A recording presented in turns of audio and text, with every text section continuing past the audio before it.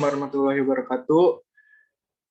Alhamdulillahirabbil alamin wa bihi nasta'in wal umuri dunya waddin. Wassalatu wassalamu ala asrofil anbiya'i wal mursalin wa ala alihi washabihi ajmain. Amma ba'du. Rabbi shrah li sadri wa yassir amri wahlul 'uqdatam min lisani yafqahu qawli. Puji syukur kita panjatkan atas kehadirat Allah Subhanahu wa taala yang telah melimpahkan rahmat, taufik, hidayah dan inayahnya kepada kita semua sehingga kita dapat berkumpul bersama dalam acara Karamel, kajian rutin anak milenial ini. Salawat serta salam kita curahkan kepada Nabi besar kita Nabi Muhammad Shallallahu Alaihi Wasallam serta para sahabat dan keluarganya. Sebelumnya saya ucapkan alhamdulillah buat teman-teman dan kakak-kakak dari BPM, dari SEMA, dari panitia Rohis Al-Azhar FFUP, dan pokoknya teman-teman semuanya yang sudah menghadiri acara pada malam hari ini. Karamel pada malam hari ini akan membawakan tema tren dunia yang mengabaikan akhirat. Semoga acara ini dapat menjadi salah satu sarana kita untuk menjalankan ukhuwah Islamiyah, belajar memperbaiki diri, dan mendekatkan diri pada Allah Subhanahu wa taala. Amin amin amin. Syukron jazakallahu khairan katsiran untuk Ustaz Ramdanul Fajri selaku materi pada malam hari ini. Barakallahu Ustaz. Marilah kita sebelum kita mulai acara hari ini, marilah kita buka acara yang insya Allah diberkahi Allah Subhanahu wa taala dan baik ini dengan mengucapkan basmalah. Lafaz basmalah. Bismillahirrahmanirrahim. Oke, selanjutnya adalah pembacaan ayat suci Al-Qur'an oleh Akhi Noval. Kepada Akhi Noval dipersilakan. Baik, terima kasih MC. Auzubillahi minasyaitonirrajim. Bismillahirrahmanirrahim. Wabtaghi fima ataakallahu ad-daral akhirata wa la tansha nasibaka minad dunya minad dunya wa ahsin kama ahsanallahu ilaika wa la tabghil fasada fil ard innallaha la yuhibbul mufsidin. Qala innama utituhu ala ilmin indi awalam ya'lam annallaha qad ahlaka min qablihi minal quruni man huwa asyaddu minhu quwwatan wa aksaru jam'a wa la yus'alu an dzunubihimul mujrimun. فخرج على قومه في زناته قال الذين يريدون الحياة الدنيا ليت لنا مثل ما أوتي قارون إنه لذو حظ عظيم. وقال الذين أوتوا العلم وإليكم ثواب الله خير لمن آمن وعمل صالحا ولا يلقها إلا الصابرون. فقصفنا به وبدره الأرض فما كان له من فئة ينصرونه من دون الله وما كان من المنتصرين. Dengan menyebut nama Allah yang Maha Pengasih lagi Maha Penyayang. Dan carilah pahala negeri akhirat dengan apa yang telah dianugerahkan Allah kepadamu, tetapi janganlah kamu lupakan bagianmu di dunia dan berbuat baiklah kepada orang lain sebagaimana Allah telah berbuat baik kepadamu, dan janganlah kamu berbuat kerusakan di bumi. Sungguh Allah tidak menyukai orang yang berbuat kerusakan. Dia Qarun berkata, sesungguhnya aku diberi harta itu semata-mata karena ilmu yang ada padaku. Tidakkah dia tahu bahwa Allah telah membinasakan umat-umat sebelumnya yang lebih kuat daripadanya dan lebih banyak mengumpulkan harta. Orang-orang yang berdosa itu tidak perlu ditanya tentang dosa mereka. Maka keluarlah dia Korun kepada kaumnya dengan kemegahannya. Orang-orang yang menginginkan kehidupan dunia berkata, mudah-mudahan kita mempunyai harta kekayaan seperti apa yang telah diberikan kepada Korun. Sesungguhnya dia benar-benar mempunyai keberuntungan yang besar. Tetapi orang-orang yang dianugerahi ilmu berkata, celakalah kamu, ketahuilah pahala Allah lebih baik bagi orang-orang yang beriman dan mengerjakan kebajikan, dan pahala yang besar itu hanya diperoleh oleh orang-orang yang sabar. Maka kami benamkan dia Korun bersama rumahnya ke dalam bumi, maka tidak ada baginya satu golongan pun yang akan menolongnya selain Allah, dan dia tidak termasuk orang-orang yang dapat membela diri. Maha besar Allah dengan firman-firman-Nya. Terima kasih. Wassalamualaikum warahmatullahi wabarakatuh. Baik, Waalaikumsalam warahmatullahi wabarakatuh. Terima kasih kepada Akhi Naufal yang telah membacakan beberapa surat dari Al-Quran ya. Masya Allah sekali. Semoga untuk yang mendengarkan dan membaca mendapat syafaat dari Allah Subhanahu wa Ta'ala dan Nabi Muhammad SAW. Baik, langsung saja ya, tanpa mengulur waktu, kita akan masuk ke acara ini. Sebelumnya itu kita sambut dulu Akhi Haikal sebagai moderator pada malam hari ini. Tafadhol Akhi Haikal. Baik, makasih kepada MC kita Ebda Parkananta. Assalamualaikum warahmatullahi wabarakatuh. Alhamdulillahirabbil alamin wassalatu wassalam ala asrofil anbiya wal mursalin sayyidina Muhammadin wa ala alihi washabbihi ajmain. Rabbi shrahli sadri wa yassirli amri wahlul 'uqdatam min lisani yafqahu qawli amma ba'du. Perkenalkan, saya Haikal Sakwil, mahasiswa Fakultas Farmasi Universitas Pancasila angkatan 2020, selaku moderator pada acara malam hari. Sebelum mulai acara Karamel, izinkan saya untuk membaca CV Ustadznya terlebih dahulu.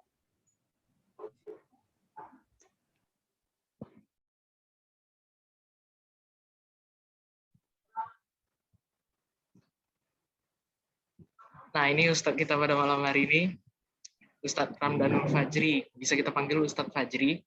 Ustadz Fajri lahir di Jakarta tanggal 23 Maret 1991 dan sudah menikah. Pendidikan terakhirnya Ustadz S1 Manajemen Keuangan dan sekarang beraktivitas sebagai wirausaha. Ini ada kontaknya Ustadz Fajri, ada nomor HP-nya dan ada IG-nya kalau tertarik pengen nge-follow @fajridhar.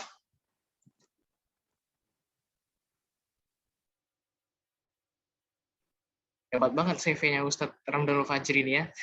Langsung kita panggilin saja Ustadznya. Ustadz Ramdanul Fajri. Ustadz? Ya, Assalamualaikum. Waalaikumsalam Ustadz. Ya, saya nggak pantas dipanggil Ustadz deh. Panggil Bang aja lah. Ya. Bang Ramdanul. Bang Ustadz Ramdanul Fajri. Boleh lah, boleh. Bisa nyampaikan materinya malam ini ya. Temanya Insyaallah. tren dunia yang mengabaikan akhirat, ya bukan? Iya. Iya. Itu dari panitia, bukan dari saya. Iya. Siap.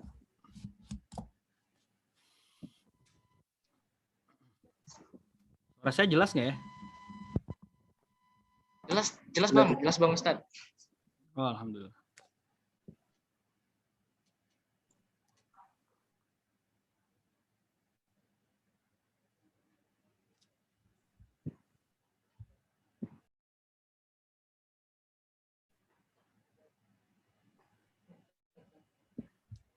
Mas Haikal, kita lanjut atau gimana ini? Silakan. Oh, udah dipersilahkan. Iya, silakan nyampain materi ya, maaf.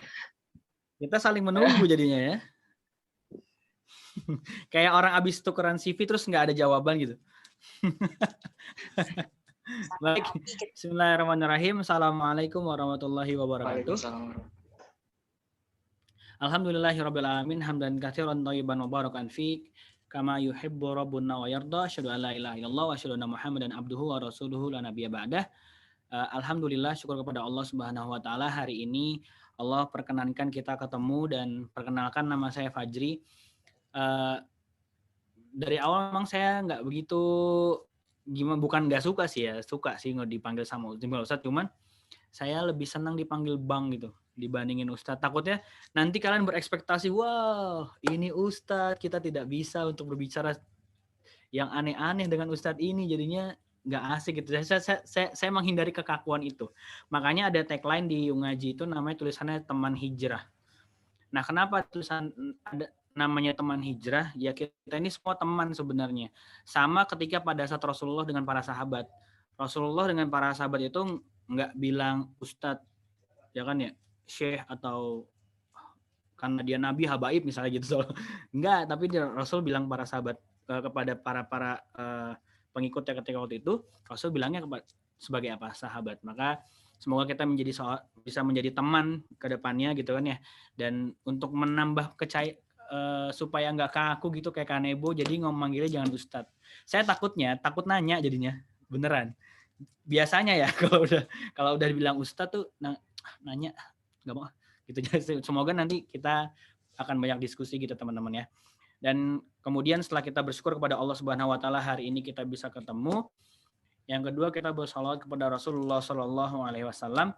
Dialah seorang pemuda, dialah seorang ayah, dialah seorang paman, dialah seorang kakek, dialah seorang bapak yang patut untuk kita contoh semuanya dari bangun tidur sampai kita tidur lagi, dan semuanya itu kita lakukan mencontoh kepada beliau Shallallahu alaihi wasallam supaya apa? Supaya nanti ketika pada di yaumil akhir kita dijadikan sebagai orang-orang yang beruntung. Beruntung dalam artian apa? Beruntung dalam artian kita bisa masuk ke surganya Allah Subhanahu wa taala bersama-sama dengan Rasulullah Shallallahu alaihi wasallam, dan nanti kita digandeng oleh Rasul Shallallahu alaihi wasallam masuk ke dalam surganya Allah Subhanahu wa taala, insyaallah. Mau ya?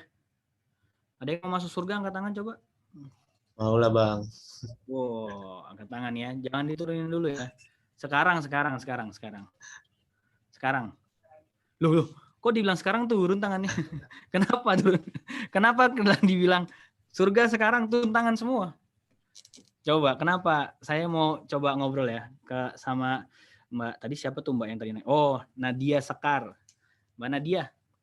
Kenapa pas dibilang habis angkat tangan terus sekarang terus turun tangan langsung, itu ada overthinking apa yang muncul di otaknya?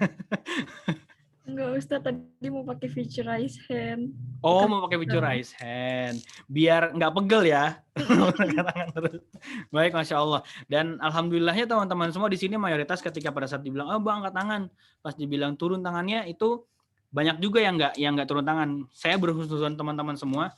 Ketika dibilang ke surga sekarang, teman-teman siap semua ya. Insya Allah ya. Siap ya. Nah, syarat masuk surga berarti kan harus apa dulu ya kira-kira?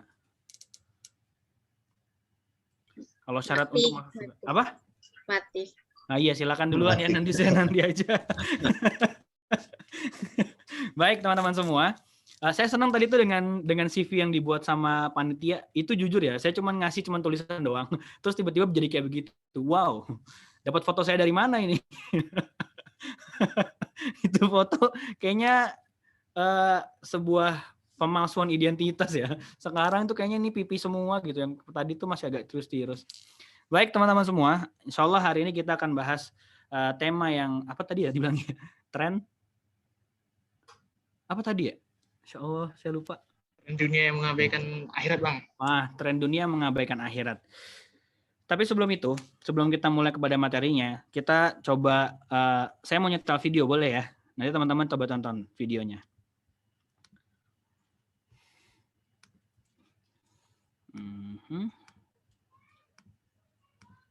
Siap ya? Sekarang kita lihat video. Ini sekarang tampilan ada video kan?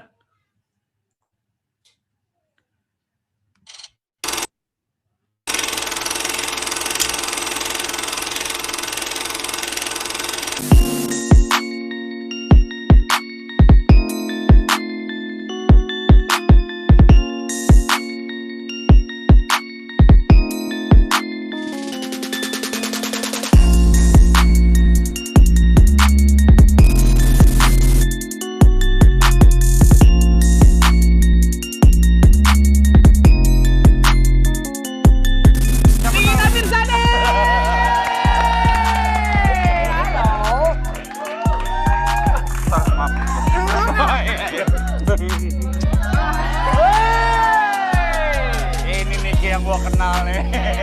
Kalau lagi pakai hijab kemarin nggak boleh cepet-cepet. Iya, sekarang udah boleh lagi. Sekarang udah boleh. Asik.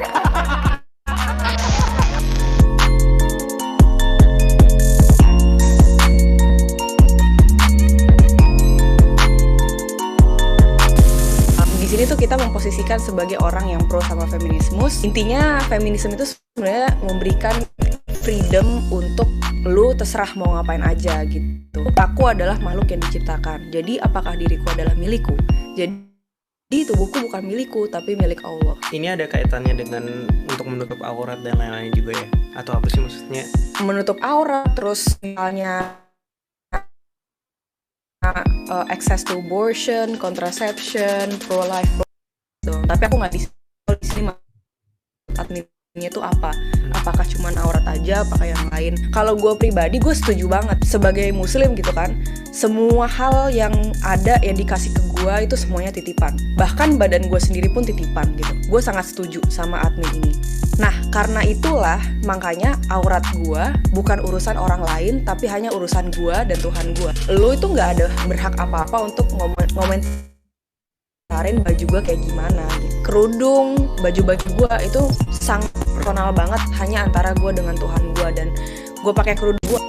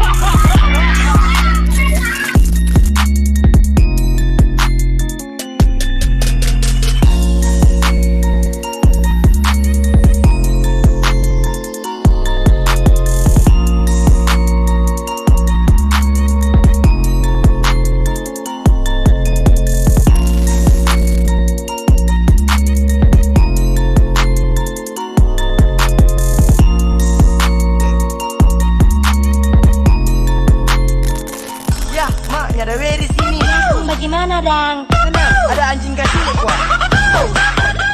Inilah aksi 4 pasangan pelajar berseragam SMA yang tengah menjadi perbincangan warga Blitar dalam 2 hari terakhir. Dalam rekaman, terlihat keempat pasang pelajar berjoget dengan gaya yang tidak sepantasnya. Ironisnya, 4 pelajar putri ini juga mengenakan hijab hingga meresahkan warga Blitar. Pegang-pegang Daniel gue lo ya, mas. Oh my. Aduh ya Allah, gantengnya. Ada gitu ya orang seganteng gitu ya. Nil baju deh, Nil.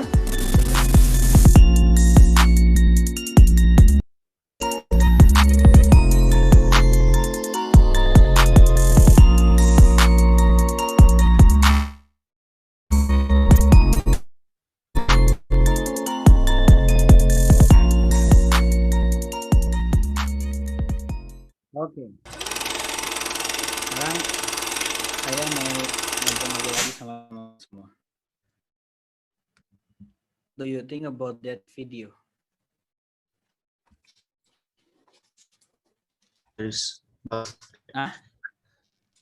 Miris. Novel miris. Pak Tony nih mau ngomong kayaknya nih. Gimana bro?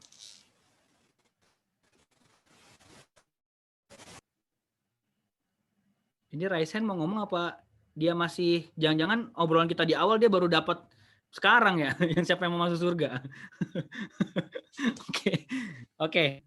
Dari tadi yang saya share ke teman-teman semua tentang video yang tadi, apa respon teman-teman sampaikan ke saya? Ada yang mau menyampaikan? Apa yang terlintas ketika teman-teman ngelihat video tersebut? Ayo. Kan mahasiswa tuh harusnya bisa ini ya, berani speak up ya. Enggak kok, Bang, saya kan farmasi, tugas saya di belakang, bukan ngomong. nerima ini. Ayo, apa? Selain miris. Ada? Malu. Oke, miris, malu, terus? Kasian. Kasian, Masya Allah, keren banget ini. Perempuan emang hatinya lembut banget ya. Ayo, apa lagi? Nggak ada adab, Bang. Sakit hati, Ustadz. Masya Allah. Nggak ada adab. Ini karena nggak ada adab ya. Biasanya nggak ada akhlak, sekarang nggak ada adab. Oke, apa lagi? Pengen nangis, Bang. Masya Allah. Oke, sekarang tapi ini kalau saya ngomong gue lu nggak apa-apa ya? Biar lebih akrab gitu maksudnya. Slow, Bang. Asik. Oke, teman-teman semua.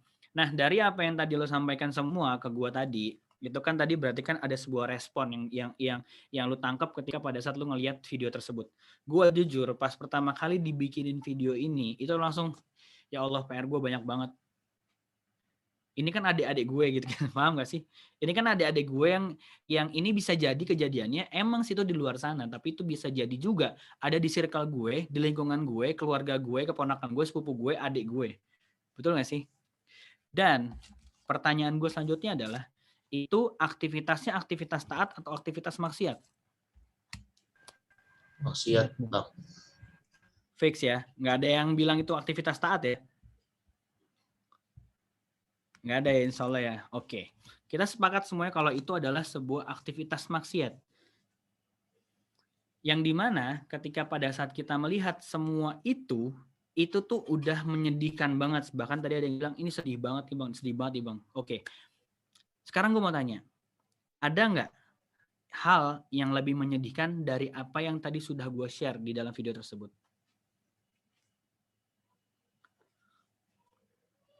Ada ya?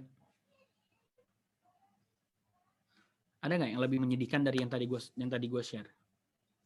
Kira-kira apa yang bisa teman-teman sampaikan? Kayaknya itu masih kurang menyedihkan deh Bang. Masih ada lagi deh yang lain yang menyedihkan. Nah, apa yang terlintas di dalam pikiran teman-teman semua? Ada yang lebih menyedihkan dibanding yang tadi gue share? Coba sampaikan ke gue.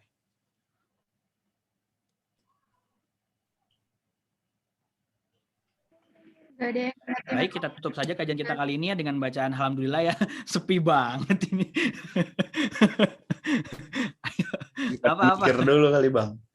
Oh, mikir dulu ya, baik. Karena mungkin dipertontonkan, dipublish gitu. Oke, karena dipertontonkan dan dipublish itu jadi menyedihkan. Pertanyaan gue tadi dengar ya? Ada nggak hal yang lebih menyedihkan daripada hal yang tadi di-share? Apa poin-poin lain yang tadi gue share? Selain yang tadi gue share, ada nggak hal-hal yang lebih menyedihkan dibanding yang tadi gue share? Gak ada yang ngoreksi gitu Bang, gak ada yang ngingetin. Oke, good. Nggak ada yang ngingetin. Kalau dari perbuatannya, ada nggak perbuatan yang lebih menyedihkan daripada perbuatan yang tadi kerjain sama yang ada di dalam video tersebut? Mungkin masih banyak lagi lebih parah dari itu. Oke. Itu pasti lebih banyak lagi ya kan gitu kan ya. Tapi kalau bisa tarik kesimpulan, yang lebih menyedihkan adalah pelakunya mayoritas muslim.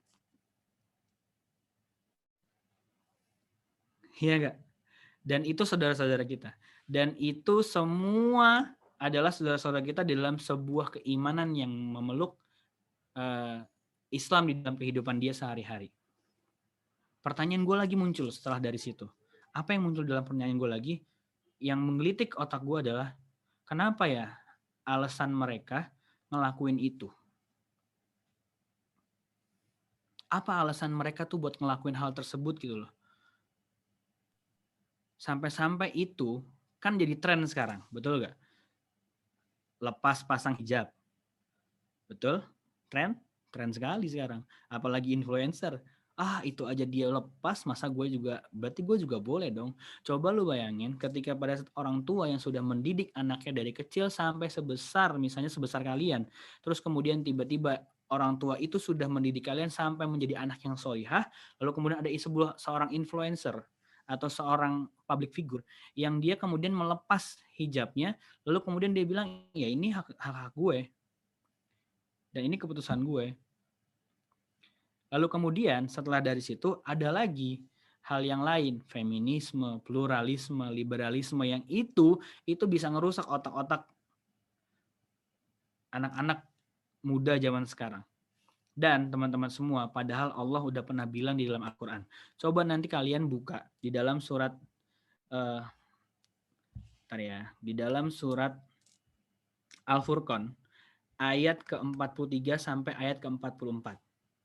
Di surat Al-Furqan ayat ke-43 sampai ayat 44. Di situ Allah Subhanahu wa taala berfirman.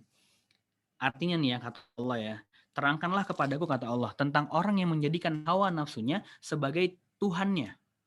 Maka apakah kamu dapat menjadi pemelihara atasnya, atas hawa nafsu yang sudah kamu luap-luapkan, atas hawa nafsu yang sudah kamu ikuti di atas daripada pemikiranmu atau apa turunkan, kata Allah Subhanahu wa taala, atau apakah kamu mengira bahwa kebanyakan mereka itu mendengar dan memahami? Mereka itu tidak lain hanyalah, kata Allah Subhanahu wa taala,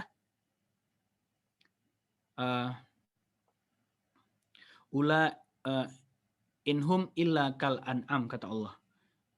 Mereka itu hanyalah seperti binatang ternak. Bahkan Allah sambung ayat tersebut dengan kata-kata balhum adol. Bahkan mereka lebih sesat daripada binatang tersebut. Coba ya, ketika pada orang-orang di luar sana, dia hanya mengikuti hawa nafsunya saja, tanpa mengikuti apa yang sudah Allah perintahkan kepada dia, tunjukkan kepada dia, lalu Allah berikan kepada mereka, langsung bilang, emangnya mereka ngerti, emangnya mereka paham bagaimana menjalankan hidup di muka bumi ini tanpa adanya aturan yang sudah aku turunkan, kata Allah.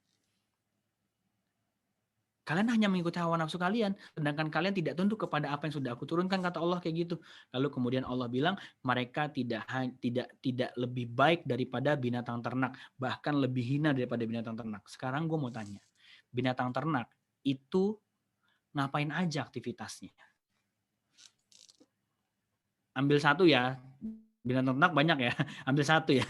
Jangan semua binatang ternak lu iniin. Ambil satu, contohnya misalnya ayam deh, ayam bangun tidur ngapain? Makan. Langsung makan ya.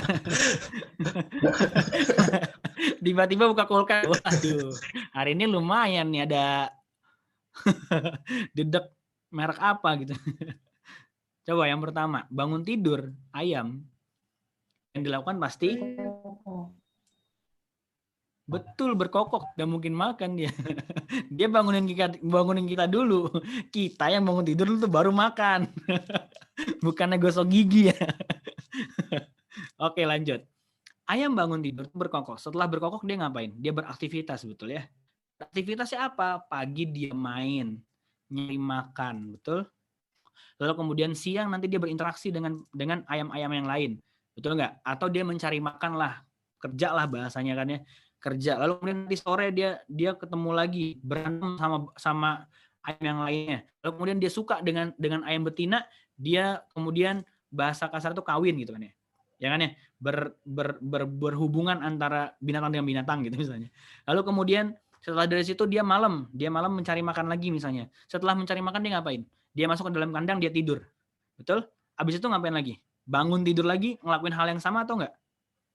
Yes, kalau ada orang yang mengikuti hawa nafsunya saja, seperti bagaimana kalau kalian lihat hewan ternak itu hidup dalam sehari-hari, berarti manusia tersebut, kita kalau ngelakuin hal seperti itu, berarti Allah bilang kepada kita, kalian ini nggak lebih hina dibandingkan binatang ternak. Orang-orang yang ngelakuin hal yang tadi kita gambarkan di dalam video tersebut, berarti orang-orang tersebut bisa dibilang mereka adalah seperti orang-orang yang hanya mengikuti hawa nafsunya, sampai seketika Allah bilang mereka lebih hina daripada binatang ternak. Dan gue yakin orang-orang di sini nggak ada yang kayak gitu sih. Insya Allah di anak-anak di ini kampus apa sih, gue lupa tadi. Bukan Bang. Pancasila ya? Iya. Oh iya, Universitas Pancasila tuh di Lenteng Agung bukan sih? Iya, Oh iya Lenteng betul. Sawah. Yang dilewatin kereta kan? Iya betul. Oh iya benar. Yang ada lampu merah pas di depan kampusnya dia tuh ya, buat nyebrang. Iya ya. Berarti gua nggak salah. Oke, kita lanjutkan lagi. Nah, teman-teman semua, lalu kemudian Allah bilang di dalam surat bukan Al-Furqan lagi. Al-A'raf ayat ke-96. Udah dua surat ya kita sampaikan ya. Di dalam surat Al-A'raf ayat ke-96, Allah Subhanahu wa taala berfirman. Apa kata Allah? Jika sekiranya walau anna ahlal qura amanu wattaqau lafatahna alaihim barakatim minas sama'i wal ard walakin kadzabu fakhazatnahum bima kanu yaksibun, kata Allah. Apa kata Allah? Kalau aja penduduk negeri-negeri ini, anggaplah kita ambil satu contoh, penduduk negeri Indonesia ini mau beriman dan bertakwa, pastilah akan kami limpahkan kepada mereka semua, kepada negeri tersebut, kata Allah, berkah dari langit dan dari bumi. Tetapi mereka mendustakan ayat-ayat kami, maka akan kami siksa mereka disebabkan perbuatan-perbuatan mereka. Kalau aja kita mau beriman dan bertakwa, syaratnya apa, Di? Syaratnya apa? Iman dan takwa. Lalu kemudian Allah berikan kepada kita berkah dari langit dan dari bumi. Lihat, yang memberikan berkah itu adalah pencipta kita, yang dimana kalau udah Allah memberikan berkah itu kepada kita tuh nggak bisa nolak. Allah ketika udah memberikan suatu hal kepada kita, itu kita nggak bisa nolak. Betul nggak? Apalagi ketika Allah sudah memberikan berkah kepada kita, itu bukan sebuah kesenangan lagi, tapi sebuah ketenangan. Sepakat nggak? Karena ada kata-kata senang, ada kata-kata tenang. Orang zaman sekarang, mayoritas orang zaman sekarang jarang sekali untuk mencari sebuah ketenangan. Sekarang mayoritas orang masih banyak mencari sebuah kesenangan, yang dimana kesenangan itu kan bukan sebuah hal yang bisa long lasting gitu ya, ya nggak sih? Senang itu kan sementara, benar nggak? Tapi kalau tenang, lu bisa panjang banget. Dan orang yang senang belum tentu tenang. Tapi orang yang tenang sudah pasti senang. Sekarang the choice is yours gitu maksud gue. Lu mau nyari apa di kehidupan ini? Lu kalau mau nyari senang silakan, tapi itu ada batasnya. Karena kenapa? Orang-orang yang sudah mendapatkan kekayaan sangat luar biasa, mereka senang mempunyai harta sangat luar biasa banyak. Tapi biasanya mereka nggak tenang. Entahlah kepikiran, nanti uang gue gimana yang disimpan, apakah nanti uang gue bakal hilang, lalu kemudian rumah sebesar itu yang sudah dia punya, dipasangin CCTV sebegitu banyaknya, kamar yang sangat luar biasa luas yang sebenarnya cuma dia pakai, cuma ya sekasur itu aja, dan belum tentu dia mendapatkan ketenangan di situ. Kan gitu ya. Nah, ketika pada saat kita mendapatkan ketenangan, itu kita pasti sudah mendapatkan berkah dari langit dan bumi, karena Allah Subhanahu wa taala memberikan itu kepada kita. Syaratnya tadi apa? Cuman cukup kalian beriman dan juga bertakwa. Selesai. Selesai. Maka teman-teman semua, saya cuma mau menyampaikan gini. Jangan jadikan tontonan sebagai tuntunan. Jangan dijadikan tontonan yang teman-teman tonton itu, teman-teman jadikan sebagai tuntunan. Oh, itu begini, berarti bisa gue jalanin itu seperti itu. Jangan seperti itu. Supaya apa? Supaya kita semua itu tidak terjerumus di dalam hal-hal yang tadi terjadi di dalam video-video yang sudah saya sampaikan barusan. Kenapa sih orang-orang tersebut bisa melakukan hal tersebut? Kenapa sih orang-orang tersebut berani untuk menjalankan aktivitas kehidupan sehari-harinya sebagai manusia di muka bumi ini yang Allah perintahkan kita sebagai manusia itu untuk beribadah kepada Allah Subhanahu wa taala, dan juga diminta sama Allah sebagai apa? Sebagai seorang khalifah di dalam muka bumi ini. Apa sih maksudnya khalifah? Khalifah itu sebagai manajer, sebagai pengganti. Manajer kalau bahasa film Marvel itu ada Guardian of the Earth. Tahu ya, nonton ya? Ada yang nonton nggak? Kita itu diminta sama Allah itu buat jadi Guardian of the Earth. Cuma musuhnya itu bukan musuh alien-alien, nggak kayak di film itu. Tapi musuh kita adalah diri kita sendiri. Musuh kita adalah apa yang kita perhatikan. Dan orang ketika pada saat dia menjalankan sebuah aktivitas itu nggak mungkin karena ujuk-ujuk dia pengen ngelakuin itu, nggak. Pasti dia ada referensi sebelumnya. Karena syarat orang melaksanakan sebuah aktivitas itu akan diawali oleh referensi dia atau informasi yang sudah dia dapat sebelumnya. Contoh misalnya, contoh. Ada di sini yang mbak-mbak yang pakai jilbab dari bayi ada. Istiqomah gitu sampai sekarang Pak. Udah dari bayi. Ada nggak? Atau nggak ada bayi sih Bang. Dari kapan? Di abis Isa gitu. Enggak juga dong. Oke. Gimana? Dari kapan? Ini siapa tadi ngomong? Mbak Vera ya? Iya. Dari SD Dari sih kapan? Bang. Oke, dari SD. Coba benar nggak ini hipotesa gue ya? Ketika pada saat lu dari SD melakukan itu semua, awalnya ketika pada saat lu mau pakai hijab atau kerudung yang lu pakai sampai sekarang ini, itu isi nggak sih? Jujur, kalau misalnya dari SD apalagi masih bocah ya pasti iya sih Bang. Oke, risih betul ya. Risih itu muncul atas apa? Atas informasi, benar nggak sih? Dan orang tua lu itu berarti dari SD sudah menanamkan informasi kalau pakai hijab itu diwajibkan kepada semua anak kaum muslimah. Gue tadi sempat mau bilang kaum muslimin. Nanti kita harus pakai hijab juga.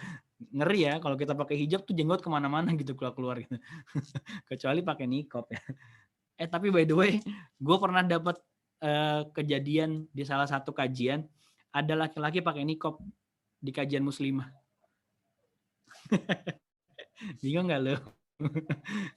Alasannya apa coba? Alasannya adalah karena ketika pada saat dia nongkrong bareng sama laki-laki, dia itu malah kesetrum pas lagi di dalam sebuah kajian bareng sama laki-laki. Ngerti nggak maksud kesetrum? Kesetrum apa Bang? Bukan dalam artian kayak kita tiba-tiba bareng sama temen terus kesenggol tangan, nyetrum nggak gitu, bukan. Maksud gua nyetrum dalam artian dia malah jadi kayak ada hasrat mau suka gitu loh. Ya laki-laki tulang lunak itulah. Jadi kayak gitu. Jadi kayak begitu. Oke, kita lanjutkan lagi. Nah, teman-teman semua yang terjadi ketika pada saat kalian, contohnya yang pada akhwat-akhwat di sini, itu kan nggak ujuk-ujuk langsung pakai jilbab, enggak. Pasti ada proses yang namanya ada yang menanamkan informasi atau kita yang mencari informasi. Anggaplah sekarang kita sebagai orang yang tadinya nggak menggunakan hijab atau menutup aurat kerudung kita misalnya gitu kan. Nggak kita sih ya, kalian ya. Menutup kerudung, menutup aurat kalian berupa rambut kalian itu kan pasti tidak mungkin ujuk-ujuk teman-teman langsung pakai, enggak. Bahkan ngelihat orang pakai kerudung itu adalah namanya informasi.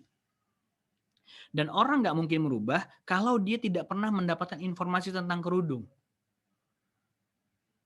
Nah, ketika pada saat dia mendapatkan informasi tentang kerudung, mulailah dia mikir dalam otaknya dia, ini kok orang-orang banyak banget masif ya pada pakai kerudung, ada apa yang memang tentang kerudung? Apakah kerudung ini diwajibkan bagi perempuan atau enggak? Kan gitu. Terus kemudian dapatlah informasi, datanglah ke kajian atau nggak sengaja dengar kajian di Instagram atau di YouTube dan sebagainya. Ada pembahasan bahwa perempuan itu harus menutup aurat misalnya gitu. Lalu kemudian setelah dari situ apa yang dilakukan sama si orang ini? Dia pasti akan memikirkan itu semua sampai muncul adanya yang namanya keyakinan. Berarti prosesnya apa dulu nih sebelum dia yakin? Harus mikir dulu.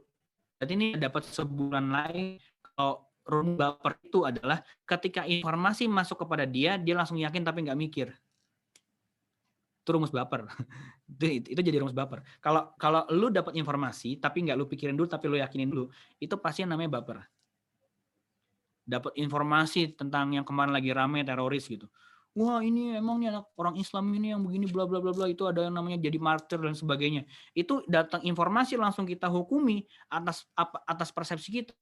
Itu namanya baper. Dan ketika informasi masuk nggak kita pikirin dan langsung kita yakinin, itu gue yakin abis itu kita nggak akan bisa berpikir jernih. Contoh misalnya, satu ketika gue ketemu sama Rizky, anggaplah gue kan nggak kenal sama Rizky gitu, tiba-tiba gue ketemu di depan halte Pancasila, terus dia ngeliatin gue terus, ini orang apa? Ini ngeliatin gue terus, atas bawah jenggotan gitu kan yang ngeliatin orang, terus langsung gue jotos, jeder aja. Tergelepaklah dia. Baru, apa lu lihat gua? Terus abis gitu Rizky bilang gini, sleting ngebuka. Kira-kira ya, gua minta maaf. Nggak mau minta maaf, betul nggak? Betul kan? Itu yang muncul gimana? Ngeliatin gua, lalu kemudian gua langsung meyakini bahwa ini orang kayaknya nggak beres ini orang, ngeliatin mulu. Akhirnya gue jotos, ketergelepak, gue nggak mikir. Harusnya gimana prosesnya ketika ada informasi sama gue, harusnya gue yang gue lakukan pertama adalah gue tanya, sorry nih bro, ada apa ya lihat-lihat? Itu bang, sleting kebuka. Oh, itu pasti gue akan bilang makasih tuh. Betul nggak? Oh iya, makasih ya. Besok-besok kalau kebuka lagi tolong kasih tahu. Mungkin gitu kan? Mungkin ya, mungkin. Tapi itu nggak mungkin juga ya. Orang itu kebetulan ketemu, masa dia bakal ngintilin gue, bang, kapan sleting copot lagi, kebuka lagi gitu? Nggak mungkin banget. Lanjut ya. Nah dari situ, ketika pada saat itu berbeda situasinya. Makanya ada orang yang ketika pada saat dia dapat informasi, dia mikir, dia yakin, baru dia bertindak. Baru dia bertindak. Ketika tindakan itu dilakukan terus-menerus, itu akan muncul sebuah habits di sana. Mbak yang pertama kali pakai hijab pasti gue rasa kepanasan. Risih banget pakai jilbab. Kerudung tuh kayak panas gitu. Apapun bahan yang gue pakai itu pasti panas. Tapi lama-kelamaan dilakuin itu terus-menerus, panas terik kayak apa, lu pakai bahan tebal apapun, lu pasti nggak akan ngerasa, lu pasti nggak akan mau buat ngelepas kerudung lu. Sepakat nggak? Main ke Dufan. Ternyata di Dufan ada blower tuh. Ya kan? Ada blower. Wah, kencang banget. Itu pas di Dufan ada blower kencang. Itu kemudian ada hijab. Kerudung lu tersingkap. Padahal nggak kelihatan rambut. Cuman kayak kekibas gitu doang aja naik ke atas. Itu pasti langsung buru-buru lu tutupin. Betul nggak? Dan ketika kelihatan seperti itu, apa respon kalian? Sebenarnya nggak? Kalian kayak berasa lagi telanjang di situ. Betul? Berasa kayak telanjang. Oh, gue.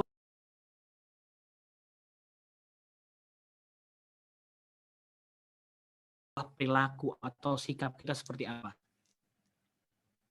Maka ketika pas kita bahas hal yang tadi itu, tren yang tadi itu, kalau itu informasi yang baik yang kita dapatkan, maka kita akan menjadi orang yang baik juga. Tapi kalau tren buruk yang kita tontonin, maka otomatis sikap atau respon kita atau perilaku kita ketika kita melihat tren tersebut, maka otomatis itu akan menjadi tren yang buruk untuk kita. So the choice is yours, gitu kan ya. Lu mau milih yang mana, lu mau masukin informasi yang mana. Masalahnya ya, otak kita itu nggak pernah bisa berhenti nerima informasi. Nggak pernah bisa berhenti nerima informasi. Contoh. Sekarang cepet-cepetan jawab ya. Cepet-cepetan jawab. Kalau gue bilang, apapun makanannya, minumnya? Teh botol. Teh botol sosro. Pasti akan jawab teh botol sosro. Yeah. Betul? Kenapa? Itu gue tanya, mikir nggak? Gak mikir. Default tiba-tiba keluar. Kenapa bisa kayak gitu? Karena kita nerima informasi terus tentang itu. Lanjut nih, coba nih ya. Titik, seleraku. Apa depan? Indomie. Oh, itu pasti makanan anak-anak mahasiswa ya. Cepat banget kalau dia jawab Indomie ya. Lagi kos-kosan ya. Nah, begitu. Benar gak gue bilang kayak gitu? Dan otak kita nggak pernah bisa nerima informasi, nggak pernah bisa berhenti nerima informasi. Bahkan ketika pada saat kita tidur pun, suka nggak sih lu tidur tapi apa yang lu pikirin sebelumnya itu muncul di mimpi lu. Dan itu akibat dari apa? Dari memang otak kita nggak pernah bisa berhenti nerima informasi. Itu kabar buruknya. Kabar baiknya, remote TV itu lu yang pegang. Remote TV itu kita yang pegang. Paham maksud gue? Lu nonton TV. Nonton TV itu kan nerima informasi kan? Tapi remote TV lu yang pegang. Lu mau pilih film yang mana, lu mau abaikan film yang mana, itu remote ada di lu. Supaya apa? Supaya nanti informasi yang lu dapat itu enggak menjadi informasi yang buruk yang bisa menimbulkan sebuah perilaku yang buruk juga dalam kehidupan gue selanjutnya. Paham sampai sini? Ngerti ya? Makanya dalam menjalankan kehidupan itu kita harus tahu strong why-nya. Kalau di sekolah kan seringnya dibahas tuh 5W 1H. Bener nggak? What, when, where, why, who, how. Nah, dari semua yang paling penting untuk kita jawab itu pasti why yang di awalnya. Kenapa? Alasannya dulu kenapa kita ngelakuin itu. Kalau kita bilang sholat deh. Lu sholat, apa itu sholat? Gue yakin lu tahu. Kapan dan di mana sholat tuh gue yakin lu tahu. Siapa yang disuruh sholat? Gue yakin lu tahu. Bagaimana cara sholat pasti lu tahu. Tapi kenapa lu harus sholat? Itu kalau nggak kejawab jawabannya nggak 100% benar, maka gue yakin itu akan jadi orang seperti kayak orang di luaran sana. Dipanggil sholat entar-entaran. Kalau bisa asar jam 5:30, 5:30 deh, ngapain harus di awal. Karena kenapa? Karena why-nya nggak ketemu. Karena alasan kenapanya tidak ketemu. Maka ketika pada saat kita menjalani kehidupan di dunia ini, masukin lagi tentang masalah tren, itu kita masih tahu alasan kita hidup di dunia ini tuh buat apa sebenarnya. Kita tuh hidup di muka bumi ini tuh buat apa. Lu tuh harus tahu, harus tanya, kenapa sih sebenarnya kita ini dilahirin? Buat apa sih kita hidup di bumi ini? Apa sih tujuannya kita hidup di muka bumi ini? Abis gini tuh kita mau kemana ya? Kalau 3 pertanyaan sudah bisa lu jawab, ini adalah pertanyaan kalau di dalam kitab para ulama ya disebut sebagai ukdatul kubro atau simpul besar. Ukdah itu simpul, kubro itu besar. Simpul besar. Kalau bahasanya tuh gini. Pernah ngelihat karung goni nggak sih kalian? Tahu ya karung goni ya? Karung goni isinya entah itu gabah, entah itu beras, tahu ya? Itu kalau misalnya lu mau buka karung goni tanpa menggunakan gunting, gimana caranya? Lu harus tarik satu tali yang itu memang tali utama, yang kalau lu tarik itu karung bisa kebuka. Betul? Tapi kalau lu salah tarik talinya, maka lu nggak akan bisa ngebuka karung goni tersebut.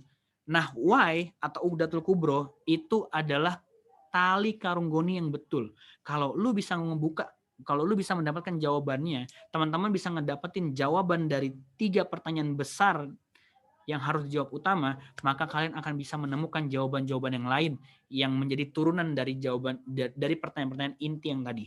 Dari mana kita berasal, untuk apa kita setelah ini, dan untuk apa kita di dunia ini, dan akan kemana kita setelah ini.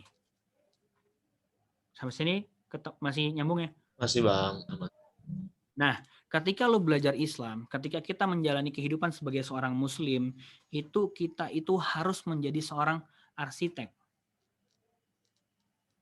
Atau enggak deh, karena ini farmasi, kita ibaratkan sebagai farmasi ya. Kalau dalam kehidupan dunia ini ketika lu menjadi seorang Islam, lu harus menjadi seorang apoteker yang tahu bahan bakunya ketika itu menjadi obat seperti apa. Enggak menjadi, gue sebut merek nggak apa-apa ya? Iya, nggak apa-apa lah. Enggak menjadi toko obat, paham gak sih maksud gue? Lu cuman tinggal jual, yang penting gue punya barang, habis itu gue jual. Ngerti maksudnya? Kita tuh jangan menjadi seorang pemborong obat.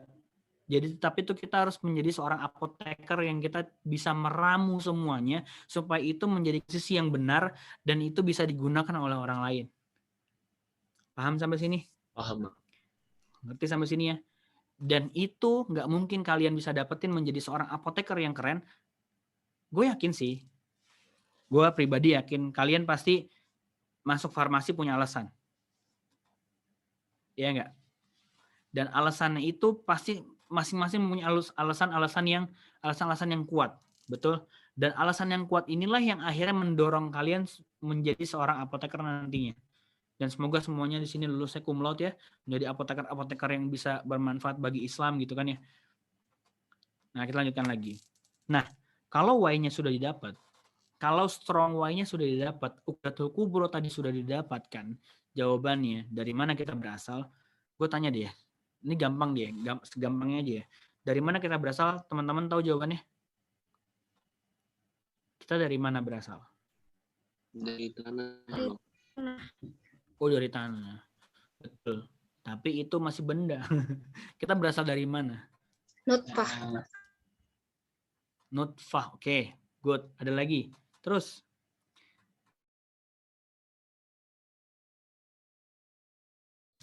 Itu dia juga makhluk, Bapak, Ibu sekalian yang dirahmati Allah. Dari mana kita berasal? Dari Allah. Kalau pertanyaan kedua kita mau jawab, untuk apa kita hidup di muka bumi ini? Jawabannya pasti untuk Hamba Allah. Allah. Beribadah kepada Allah, betul. Kalau ditanya lagi jawaban yang ketiga, untuk apa? Abis gini kita akan kemana? Kita akan bisa jawab bahwa kita akan kembali kepada Allah. Jawabannya semua kepada Allah Subhanahu wa taala. Cuma untuk mendapatkan jawaban seperti ini, kita harus mendapatkan jawaban yang 100% benar. Maka semua dari inti apa yang kita lakukan di muka bumi, entah itu tren dan sebagainya, itu harus disandarkan dulu dengan pertanyaan yang paling inti. Gue tuh sebenarnya dari mana sih? Kalau gue emang dari Allah, apa sih tuntunan dari Allah tentang kehidupan di muka bumi ini tuh gue harus kayak gimana? Ngerti sampai sini teman-teman semua? Nah, ketika pada saat why itu sudah didapat, maka kita akan mendapatkan iman yang kokoh. Sepakat gak? Sepakat kan ya? Kalau kita sudah mendapatkan strong why-nya, kita pasti akan mendapatkan iman yang kokoh. Sebagaimana Allah sudah berfirman di dalam surat Ibrahim ayat ke-24. Apa kata Allah? A'udzubillahi minasyaitonirrajim. Alam tara kaifa daraballahu masalan kalimatan kasajaratin thayyibah asluha sabitun wa far'uha fis sama. Apa kata Allah? Allah bilang, kalau kalian mau tahu perumpamaan iman yang baik, lihat aja tuh sebagaimana pohon yang baik. Pohon yang baik tuh kayak gimana sih bentukannya? Akarnya seperti apa? Akarnya menghujam ke dalam tanah, benar nggak sih? Kan IPA semua ya. Kan akarnya menghujam ke dalam tanah. Kalau udah akar menghujam ke dalam tanah, dia pasti akan mempunyai akar yang kuat. Lalu kemudian apa kata Allah? Asluha sabitun wa far'uha fis sama. Dan batangnya menjulang tinggi ke langit, dan itu kokoh sangat luar biasa. Berarti kalau diibaratkan sebuah bangunan, Islam itu sebuah pohon, yang paling utama di dalam pohon tersebut apa kira-kira teman-teman? Akarnya. Akar, good. Akar di dalam Islam itu yang harus kuat dan kokoh adalah iman, akidah, tauhid. Maka ketika pada saat teman-teman pertama kali untuk belajar masalah agama, bukan berarti nggak boleh belajar masalah fikih, tapi pelajarilah dulu tentang akarnya. Kalau sudah kuat, maka batang itu akan ikut kuat. Dan yang lain-lainnya, ranting dan sebagainya itu akan menjadi kuat juga. Sebagaimana akarnya itu kuat. Dari situ kita bisa ngambil kesimpulan bahwa ketika pada saat kita mau belajar Islam, berarti kita harus kafah. Kafah itu bahasa yang diserap oleh orang Jawa. Kabeh. Semua. Keseluruhan. Nah, maka ketika pada saat kita menjadi seorang muslim, itu berarti kalau keseluruhan, berarti standar baik dan ikutin manusia atau Allah? Allah. Pasti ikutin Allah. Sepakat? Ya kan ya? Kita ambil contoh deh. Standar yang mesti kita ikutin. Standar dari pencipta, dari Allah sendiri, pakaian. Standar baik ketika kita bahas tentang pakaian, itu gimana sih kalau menurut manusia? Anggaplah dari barat. Oke, kita jangan langsung ambil barat. Standar baik dalam berpakaian ketika kita datang ke acara wedding deh. Kalau menurut barat, itu pakai bajunya dress, betul nggak sih? Perempuannya dress, yang dimana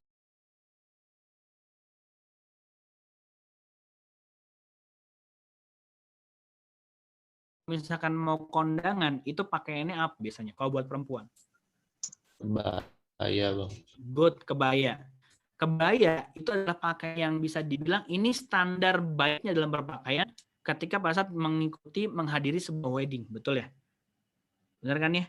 Nah, kalau Islam bagaimana? Yang menutup aurat. Good, yang menutup aurat. Contoh lagi, ketika pada saat lu mau ke kondangan, teman-teman mau kondangan, terus kemudian ketika mau kondangan itu, teman-teman ternyata pas nyampe di depan gedungnya, kalian lupa bawa sendal.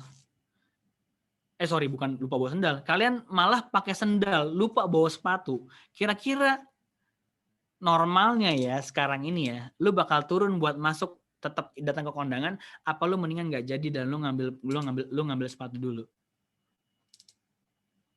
Yang mana yang dipilih? Kayaknya pulang ngambil sepatu. Pulang dulu sih, Bang. Yes, ngambil sepatu kan. Padahal kalau misalnya kita mengikuti standarnya bukan standar manusia, itu kita nggak ribet. Datang aja. tugasnya adalah mendatangi undangan yang dimana itu adalah sebuah kewajiban untuk kita datangi, kan begitu kan ya? Selama itu adalah undangan yang ahsan dan baik. Paham sampai sini? Dan kalau kita mengikuti standar manusia, itu nggak akan mendapatkan sebuah standar yang benar. Iya nggak? Contoh lagi nih ya, gue ambil contoh lagi. Ini kita sampai jam berapa ya? Tadi sampai jam berapa ya? Atau kita langsung konklusi aja biar cepat. Atau kita mau lanjutkan ini pembahasan? 9.20-an, Bang. Sampai jam berapa ini? Sampai Berapa? 9.20. Oh, 9.20. Oke, baik. Lanjutkan ya. Oke, itu untuk bahas masalah pakaian. Kita ambil lagi. Standar baik ketika pada saat kita manner kalau mau makan, itu gimana? Oke, nggak usah jawab itu dulu deh. Gue mau tanya, makan itu pakai tangan apa? Kanan atau tangan kiri? Kanan. Kanan. Oke, kenapa pakai tangan kanan? Coba kasih tahu gue sebuah alasan yang tanpa harus menggunakan dalil. Jadi use your mind. Habit, Bang. Kebiasaan. Oke, habits. Berarti habits itu kebiasaan, betul ya? Oke, gue kebiasaan pakai tangan kanan. Berarti boleh dong pakai tangan kiri? Tanpa dalil boleh. Oke, kenapa tadi lu bilang kalau misalkan makan pakai tangan, lazimnya kanan atau kiri? Kanan. Kenapa kanan? Karena kebiasaan. Berarti ditukar aja tangan kiri. Makan pakai tangan kiri aja, gimana? Menarik tidak? Kenapa Ya. orang nggak mau makan pakai tangan kiri? Karena mungkin kebiasaan tangan kirinya. Buat cebok. Langsung. Itu buat cebok, Bang. Ngapain, Bang? Buat pakai tangan kiri. Oke. Cebok pakai tangan kiri, itu kebiasaan apa emang sebuah tuntunan? Balik lagi kepada kebiasaan, betul nggak sih? Bener nggak? Kalau kita menggunakan otak kita, mau kayak gimana pun, itu pasti akan mendapatkan jawaban yang belum tentu, yang bisa mungkin benar, mungkin salah. Nggak pernah mendapatkan jawaban yang pasti benar. Buang air deh. Gimana? Buang air. Jongkok, duduk, berdiri, tiarap, guling-guling, salto, kayang, gimana ya bener? Jangan pakai dalil ya. Kalau nggak pakai dalil gimana? Iya, senyamannya, Bang. Oke, senyamannya gitu kan. Aduh, gue lagi nyamannya tengkurap nih. Emang lu bayi. Oke, pasti akan senyamannya. Dan kalau kita ngikutin yang standar manusia sekarang, kalau mau nyaman, itu pakai toiletnya yang mana? Jongkok atau yang duduk? Duduk. Oke, duduk. Kenapa kok bisa duduk dijadikan sebagai standar? Padahal ketika pada saat dibilang sekarang penemuan beberapa tahun yang lalu, belum sampai 5 tahun yang lalu, Stanford University bilang kalau buang air itu mestinya jongkok. Kalau lu duduk, lu akan mendapatkan penyakit konstipasi, diare, ambeien, dan lain sebagainya. Dan bahkan ketika dia mendapat kesimpulan yang sangat luar biasa itu, ujung-ujungnya dia jualan, Pak. Jualan apa? Jualan jengkok. Atau bahasa Jawa itu dengklik. Tahu ya? Supaya apa? Supaya bisa jongkok di WC duduk. Lah kenapa nggak lu bikin WC jongkok aja? Kenapa harus ada WC duduk dulu, baru lu beli jengkok? Dan ketika waktu itu gue dapat informasi dari Stanford seperti itu, gue lihat di S-Hardware, harganya 250.000. Di pasar tuh goceng, 250.000 tuh turah-turah tuh dapat berapa banyak gitu. Sini teman-teman semua. Sedang di Muhammad SAW 400 tahun yang lalu, itu udah bilang bahwa kalau lu mau buang air, jongkok. Ada teknologi? Enggak. Lah terus dari mana Rasulullah SAW itu bisa menemukan hal seperti itu? Kalau bukan dari wahyu dari Allah Subhanahu Wa Taala. Dan kalau lu hidup di zamannya Nabi Muhammad ketika waktu itu disuruh buang air dengan cara jongkok, lu bakal bilang apa ke Nabi Muhammad? Sih. Betul nggak? Dibilang aneh nggak? Pasti aneh. Kok lu bisa ngambil kesimpulan kalau buang air itu harus jongkok? Betul? Sepakat? Oke, karena lu orang-orang IPA, gue tanya. Dan kita bahas lagi deh tentang teori terjadinya janin sampai akhirnya melahirkan di dalam perut perempuan. Itu ya prosesnya udah Allah terangkan di dalam surat Al-Mu'minun ayat ke-12 sampai ayat ke-14. Detail banget. Pertanyaan gue adalah, gimana ceritanya Nabi Muhammad SAW memeriksa janin yang ada di perut perempuan? Datang nih misalnya nih Mbak Fania, kucuk, ya Rasulullah, saya hamil. Oh ini black dulu aja, udah berapa minggu, saya lihat dulu ya di black deh. Oh bagus ini, ntar datang lagi ya bulan depan, dijahit lagi. Sampai sana, oh bagus berkembang. Apakah seperti itu? Gak mungkin. Gak mungkin. Tapi semua itu udah dijelaskan oleh Rasulullah SAW melalui Allah dengan perantara Al-Quran 1400 tahun yang lalu. Proses seperti itu, seperti itu. Sampai ada seorang ilmuwan yang bernama Kate Elmore. Dia seorang dokter. Akhirnya dia convert kepada Islam karena dia meneliti tentang proses pertumbuhan janin yang ada di dalam perut perempuan. Paham sampai sini? Dan kalau kita menurunkan standarnya itu kepada Allah Subhanahu wa Ta'ala, insya Allah lu mau kayak gimana pun trennya, lu pasti akan tetap aman di dalam kehidupan dunia ini. Gimana pun. Lah, berarti kita nggak boleh modis dong. Yang bilang nggak boleh modis itu siapa? Cuma ketika lu menstandarkan modis itu, kalau itu melanggar syariat Allah Subhanahu wa Ta'ala, itu berarti lu mengikuti tren yang dibuat sama manusia. Bukan mengikuti tren yang dilakukan sama Rasulullah SAW. Contoh lain misalnya, kenapa lu pakai jenggot? Misalkan gue pakai jenggot. Kenapa lu pakai jenggot? Iya dong, artis luar udah pakai jenggot, masa gue enggak. Itu tiap detik lu pakai jenggot, itu nggak akan ada pahalanya di hadapan Allah Subhanahu Wa Taala. Tapi ketika tren di luar sana membuat jenggot sebagai tren mereka, kan ganteng-ganteng banget ya itu ya. Kalau wah keren-keren banget, gue aja mau nyambungin kiri kanannya susah banget. Mereka kayak dengan gampangnya bisa nyambung gitu, jadi keren.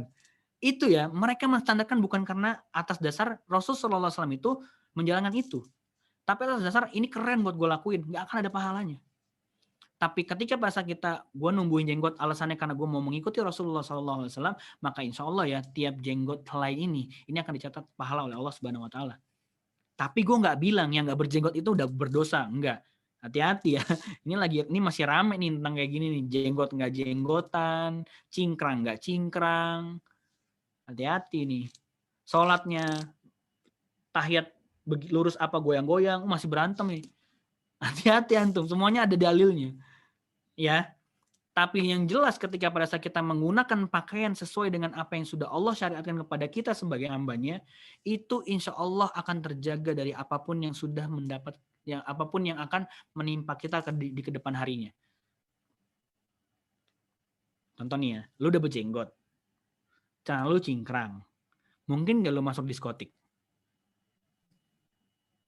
Aneh sih bang jadinya. Aneh, lu bakal ada alarm. Tidak, sudah sunnah, nggak mungkin gue masuk bar ini. Paham maksud gue?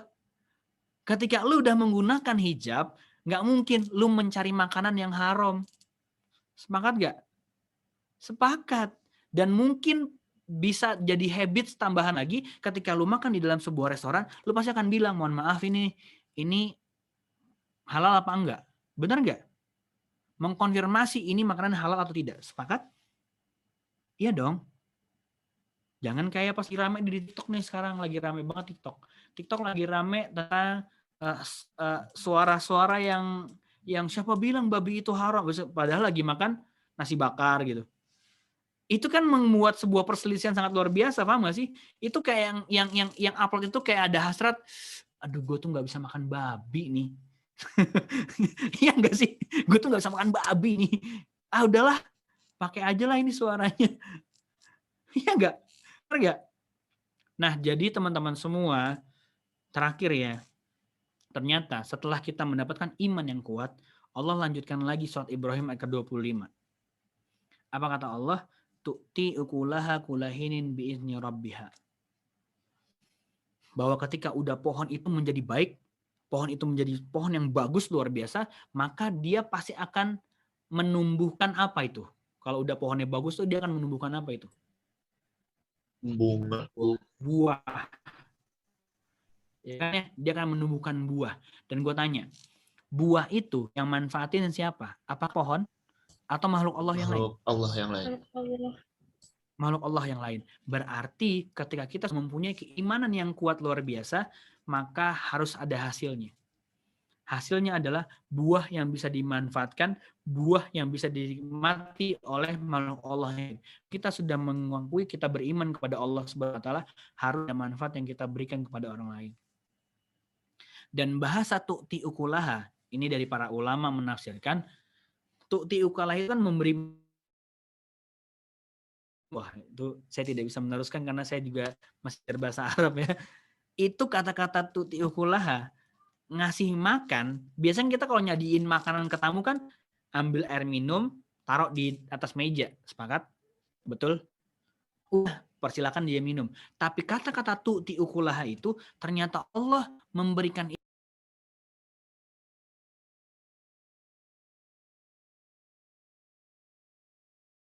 adalah manfaat. Manfaatnya membuat kita menjadi beruntung apa jadi buntung. Kalau manfaat ya, harusnya ketika kita menebar manfaat, harusnya itu kita mendapat keuntungan atau kita mendapatkan rugi? Untungan, Bang. Untung dong. Sepakat dong kita semuanya. Kalau ketika pada saat kita membahas tentang masalah manfaat, maka kita akan mendapat keuntungan. Berarti itu juga bisa dijadikan sebagai sebuah analogi dalam kehidupan kita sekarang ini dengan media sosial sangat luar biasa. Antum dalam media sosial itu kan berarti bisa mendapatkan, bisa dapat untung, bisa dapat rugi, ya nggak sih? Untung kalau misalnya lu itu memberikan sebuah yang manfaat kepada orang melihat, karena di sini ada nggak sih yang udah bisa swipe up Instagramnya? Gue masih berusaha loh, susah banget itu. Dapetin 10.000 itu susah banget. Dengan panik ya, tanpa beli-beli ya. Kalau beli-beli mungkin kita bisa beli Instagram peninggi, pelangsing gitu tuh ya. Itu bisa. Itu ya, kalau teman-teman sudah mempunyai followers yang ya tidak seberapa itu ya. Itu adalah menjadi tanggung jawab kita. Nanti di hadapan Allah Subhanahu wa taala, apapun yang dilihat soal followers kita, itulah yang akan menjadi sebuah entah itu pahala atau dosa jariah buat kita. Makanya jangan jadi orang yang ketika kita bersosial media atau mempunyai akun sosial media, itu kita menjadi orang-orang yang muflis. Kan ada muflis, ada muflih. Tahu ya? Ada muflihun, ada muslihun. Kan ada muflih, ada muslih. Orang-orang yang muflih itu adalah orang-orang yang beruntung. Dan orang-orang yang muflis itu orang-orang yang beruntung. Dan nanti ketika pada saat di hari akhir nanti ada orang-orang yang bangkrut kata Allah Subhanahu wa taala. Siapa orang-orang yang bangkrut itu? Adalah orang-orang yang dia suka mencaci maki, adalah orang-orang yang suka mengambil hak orang lain, adalah orang-orang yang suka gibah, yang suka fitnah, yang ketika dia melakukan aktivitas seperti itu, lalu kemudian dia tidak sempat meminta maaf di dunia. Dia tidak sempat meminta maaf di dunia. Dan ketika pada saat orang-orang yang bangkrut ketika di dunia itu, dia banyak sih amalannya ketika pada saat di dunia, wah share-nya bagus, Instagramnya banyak, luar biasa dapat pahala dari situ, tapi dia masih ada masalah dengan orang lain, maka Allah akan perhitungkan apa yang sudah dilakukan.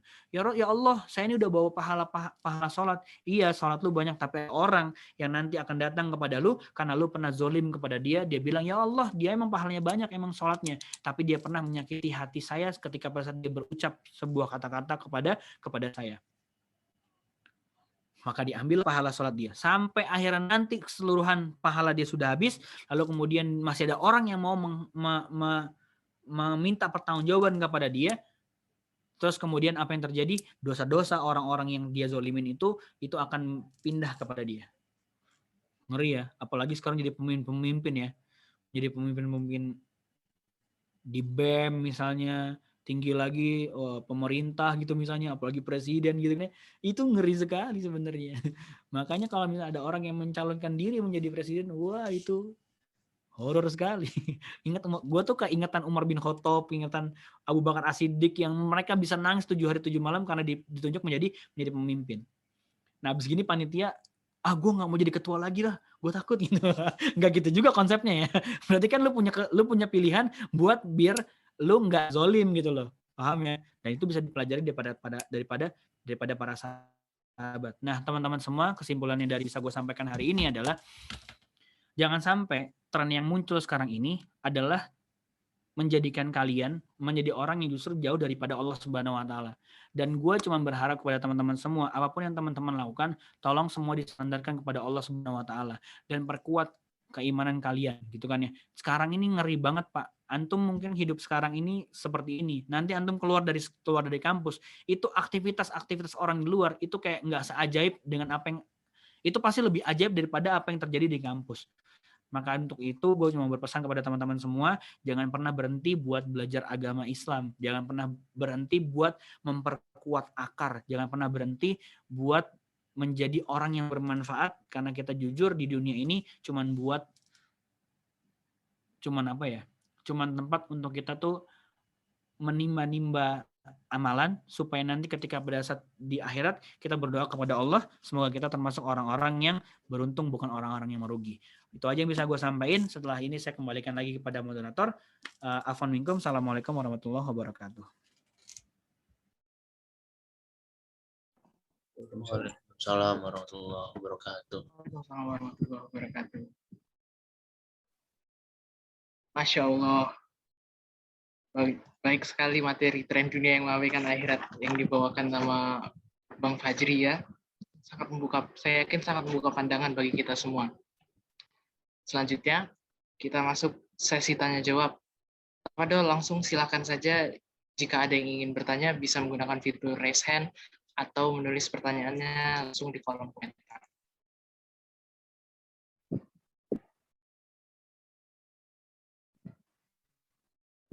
Ini ada satu pertanyaan ini dari Purwanti. Bang, izin tanya, gimana cara kita mengingatkan teman dengan cara yang tidak menyinggung? Dan kalau teman tersebut tersinggung, terus sikap kita gimana?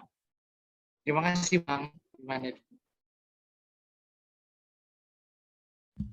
Oke, pertanyaannya bagus banget nih.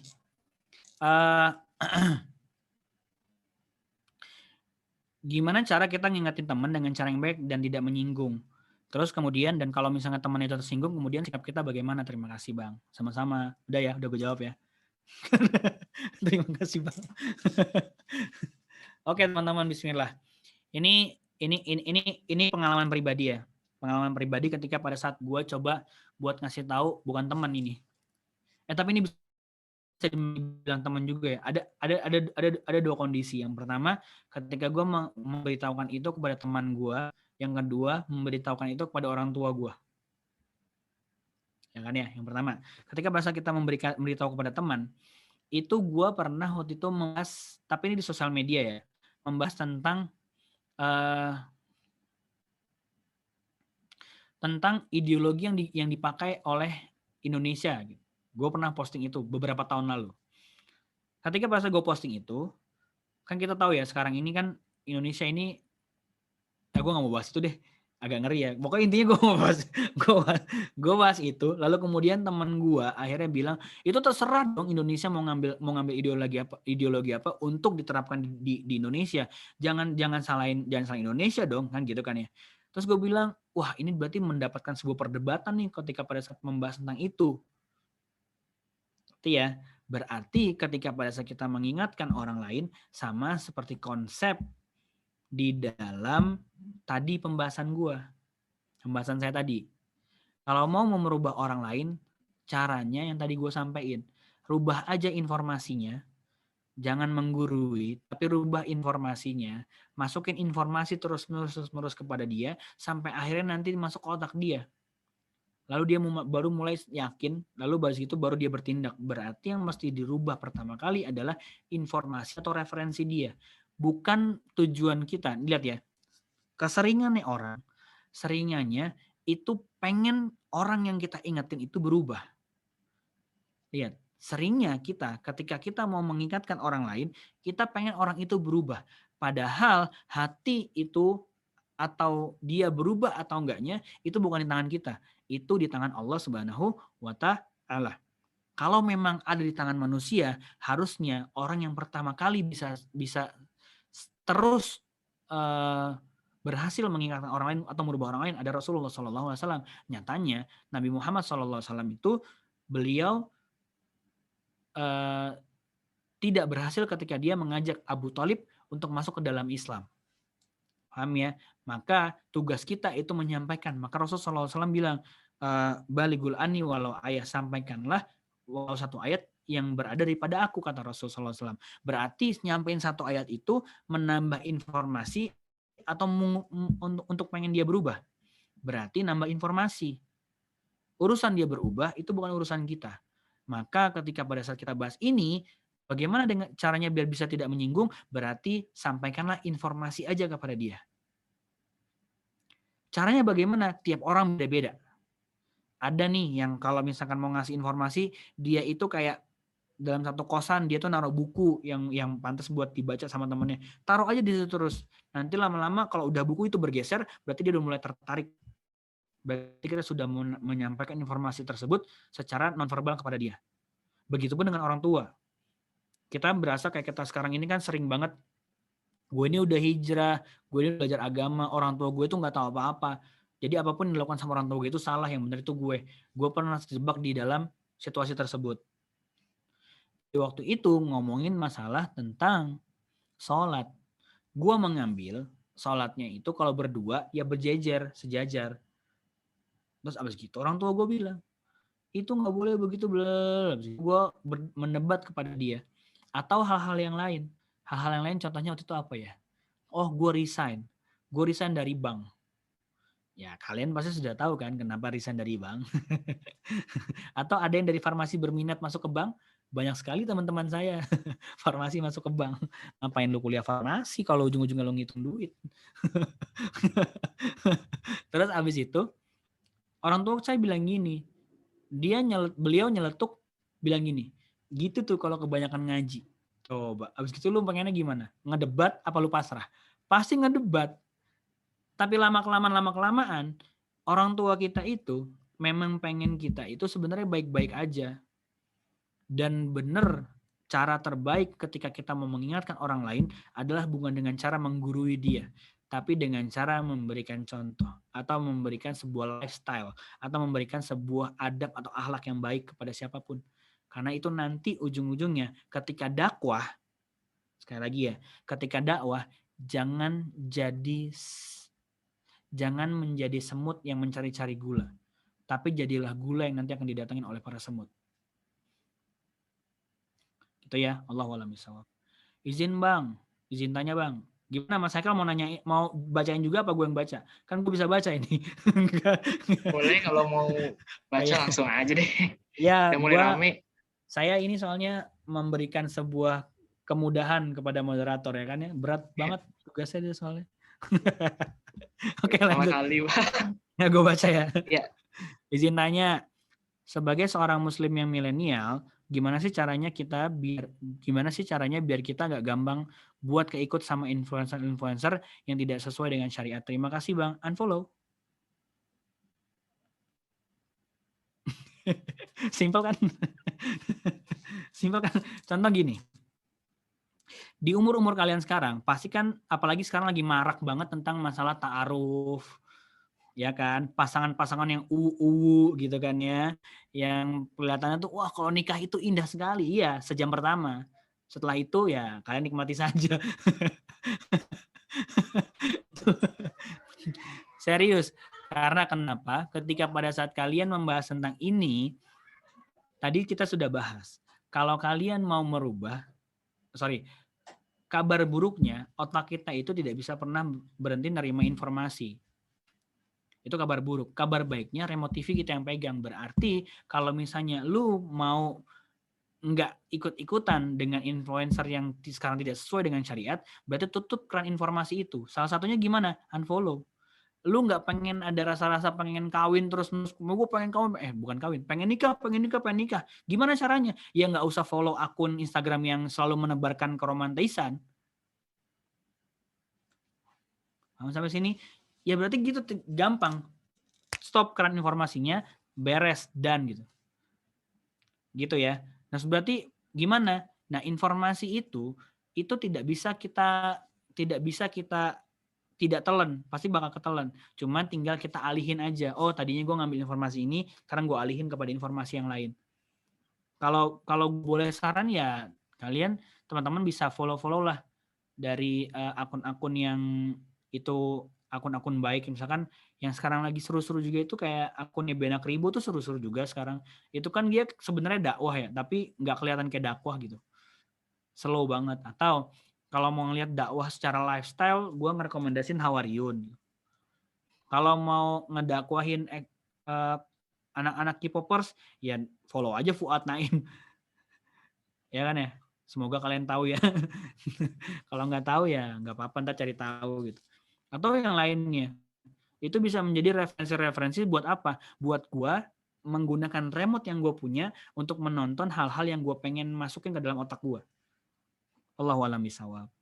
Ada lagi, wow jadi banyak ya, Masya Allah. Intan Apriliani. Bang izin tanya. Ya, Mbak izin menjawab.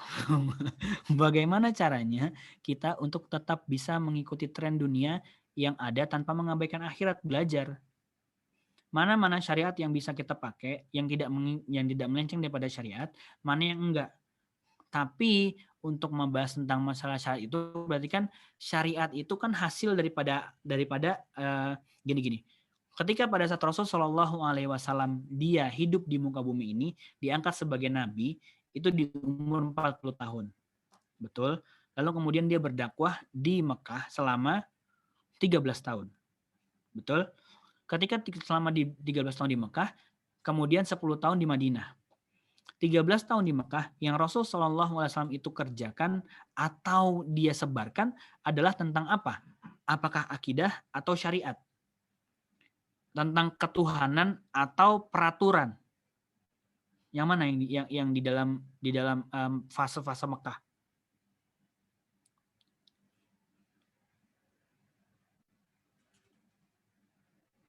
Ayo sejarahnya ini gimana ini? Di fase Mekah itu bahas tentang ketuhanan atau peraturan? Ketuhanan, Bang. Good, ketuhanan.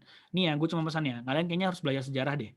Karena kalau lu merujuk pada Al-Quran itu sepertiganya isinya sejarah. 2000-an ayat itu isinya sejarah berarti. Kalau lu nggak belajar sejarah, berarti lu ngilangin 2000-an ayat Al-Quran. Belajar ya. Dan di situ ada ayat Makiyah, ada ayat Madaniyah. Ayat-ayat Makiyah itu isinya biasanya untuk menanamkan keimanan kepada para sahabat. Tapi ayat-ayat Madaniyah itu masuk kepada ayat-ayat yang untuk apa? Untuk tentang peraturan, gitu kan? Tentang syariat, hukum-hukum itu ada di Madinah. Nah, berarti kita posisiin sekarang ini. Gue sekarang posisinya lagi di mana nih sekarang? Apakah gue sekarang posisinya udah bisa masuk kepada Madinah atau gue masih di Mekah? Kalau sekarang berarti posisi kita masih menguatkan keimanan. Berarti yang harus kita lakukan apa? Yang harus kita lakukan adalah kita perdalam dulu tentang masalah keimanan, nanti sambil berjalan kita baru belajar tentang syariatnya. Paham ya? Kenapa orang zaman sekarang suka masih sering meninggalkan sholat? Karena yang dia pelajarin dulu adalah syariatnya. Tapi berarti kita nggak boleh sholat dulu sebelum tahu keimanan? Nggak juga. Perkuat keimanannya supaya nanti sholat lu itu semakin betul. Paham sampai sini? Nah berarti untuk ini gimana? Berarti yang harus kita lakukan apa? Supaya bisa ngikutin tren tapi nggak mengabaikan akhirat, ya manfaatkanlah tren yang ada sekarang untuk mendapatkan akhirat. Jangan jadikan tren ini untuk malah membuat kita ribet nanti di akhirat. Allahu a'lam bishawab. Ada lagi. Izin bertanya, Bang. Ini default ya? Ada nama, izin bertanya, baru nulis pertanyaan. Enggak. Maaf jika di luar pembahasan karena hal ini pun sangat ramai digunakan pada zaman sekarang. Saya ingin bertanya, wah, sulit sekali ini. Saya ingin bertanya tentang hukum penggunaan fitur seperti GoPay, OVO, ShopeePay, yang dimana mendapatkan beberapa keuntungan. Apakah dalam Islam diperbolehkan atau tidak? Karena saya pernah mendengar jika menggunakan fitur tersebut demi keuntungan itu dilarang. Bagaimana pandangan menurut Abang? Baik, menurut saya ya, perhatikan, fokus. Kalau pembahasan fikih, saya mohon maaf banget, saya bukan nggak bisa jawab, tapi saya menghindari untuk menjawab tentang masalah fikih. Karena fikih ini luas. Ketika antum sudah membuat sebuah keputusan untuk mendengarkan satu ustadz, coba antum fokus kepada ustadz tersebut gitu. Jadi jangan mendapatkan banyak referensi, nanti ujung-ujungnya jadinya nanti ustadz ini begini, ustadz ini begini, karena fikih itu luas. Kalau kata Ustadz Umar Mita itu fikih itu luas, kalau yang sempit itu hati kita. Kalau masalah GoPay, OVO, ShopeePay itu kayaknya mesti belajar atau mesti fokus banyak bertanya ke dalam asatis-asatis yang membahas tentang fikih kontemporer. Kalau bisa saya referensiin ya, bisa saya referensiin itu ke Ustadz Erwandi Tarmizi, bisa saya referensiin itu kepada Ustadz Dwi Condro Triyono. Nah itu bisa ditonton di laman-laman media sosial mereka. Nah ini kalau saya kasih tahu, nanti kalian malah jadi harus melaksanakan itu loh, hati-hati. Makanya saya menghindari buat pertanyaan tentang fikih, takutnya saya belum mempunyai ilmu tentang itu. Jadi memposisikan diri kita ini, sekarang ini kita sebagai apa? Muqallid mutobi atau muqallid am.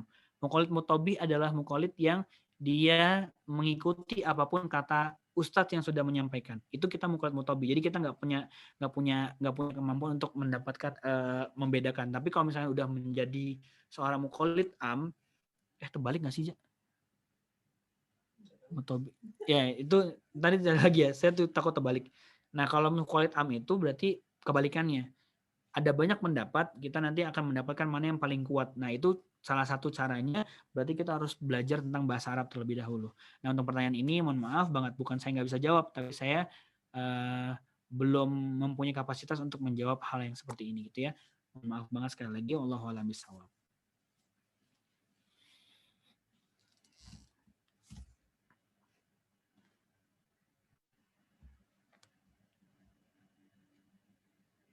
Monggo, Mas Haikal.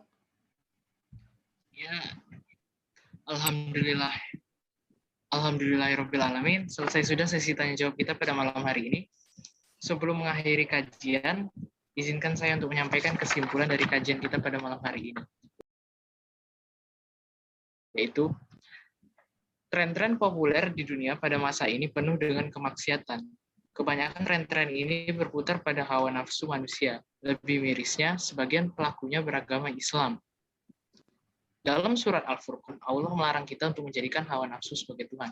Orang yang menjadikan hawa nafsu sebagai Tuhan tidak lebih dari hewan ternak. Jika kita melakukan sesuatu hal dari hati dan sudah terbiasa, maka kita akan tetap melakukan hal tersebut, tidak peduli apa yang terjadi. Maka dari itu, tergantung diri kita, apakah kita ingin mengikuti tren yang buruk apa baik. Untuk meyakini hati kita untuk mengikuti tren yang baik, kita harus tahu apa tujuan kita hidup di dunia, yaitu untuk Allah. Jika kita sudah beriman kepada Allah, maka Allah pun akan menurunkan berkah kepada kita semua. Sekian kesimpulan yang dapat saya sampaikan. Mari kita tutup dengan membaca doa yang dibacakan oleh Bang Ramdanul Fajri. Silakan Bang, tafadhol. Saya ya. Baik. Bismillahirrahmanirrahim. Mari kita fokus sejenak untuk berdoa ke hadapan Allah Subhanahu wa taala. Kita mulai doa kita dengan beristighfar kepada Allah Subhanahu wa taala. Coba dicari tahu deh. Astagfirullahaladzim. Selanjutnya kita haturkan salat kepada Rasul sallallahu alaihi wasallam.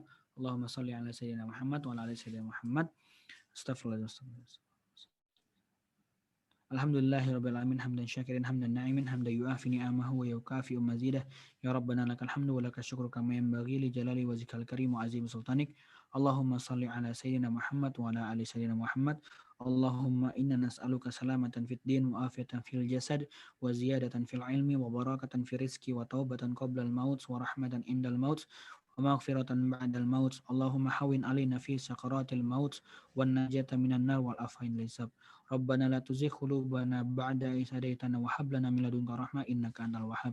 Ya Allah ya Rabb, Engkaulah yang memiliki semua yang ada di alam semesta ini ya Allah.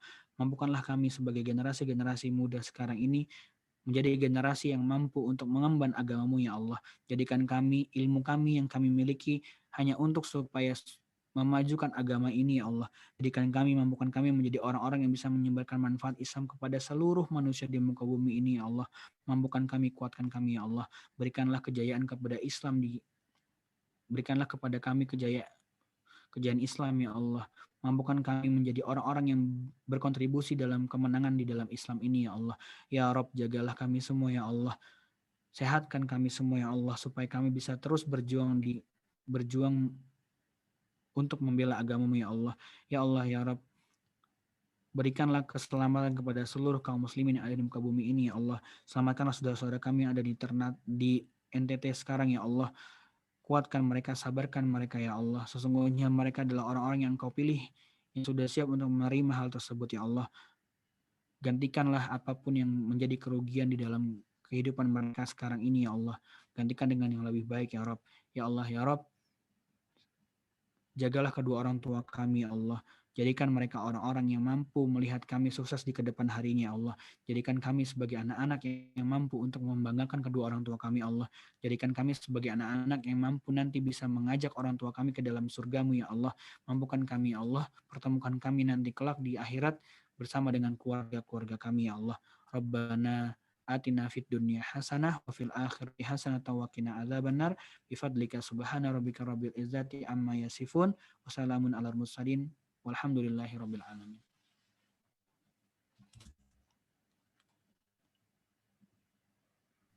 Alhamdulillah, dengan pembacaan doa tersebut berakhir pula lah kajian kita pada malam hari ini. Semoga banyak ilmu yang dapat kita ambil dan menjadikan kita sebagai manusia yang lebih baik dari waktu ke waktu. Amin. Saya, Haikal Sakwil, selaku moderator, pamit undur diri. Mohon maaf bila ada kata atau perbuatan saya yang kurang berkenan. Wassalamualaikum warahmatullahi wabarakatuh. Balik lagi ke silakan. Waalaikumsalam warahmatullahi wabarakatuh. Ya, terima kasih kepada moderator kita dan Ustadz Ramadan Fajri yang telah membawakan materi pada malam hari ini. Sepertinya kita sudah di penghujung acara Karamel pada malam hari ini. Terima kasih buat para